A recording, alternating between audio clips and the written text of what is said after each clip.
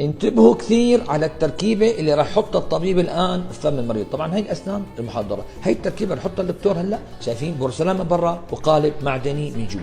دكتور أكرم بوكرمو، شو الفرق بين هي التركيبة وتركيبة الزركون اللي ما فيها معدن؟ يلا سجل عندك شو الفرق بين الزركون والبورسلان مع المعدن. أول شيء الزركون حانوني على اللثة كثير، يعني أقل رضا من اللثة وأقل التهابات على اللثة. اثنين، ما في تصبغات أبدا. ثلاثة، الريحة بتكون أقل ما يمكن بالزركون.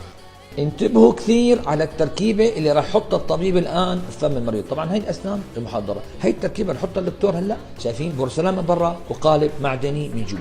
دكتور أكرم بوكرمو، شو الفرق بين هي التركيبة وتركيبة الزركون اللي ما فيها معدن؟ يلا سجل عندك شو الفرق بين الزركون والبورسلان مع المعدن. أول شيء الزركون حانوني على اللثة كثير، يعني أقل رضا من اللثة وأقل التهابات على اللثة. اثنين، ما في تصبغات أبدا.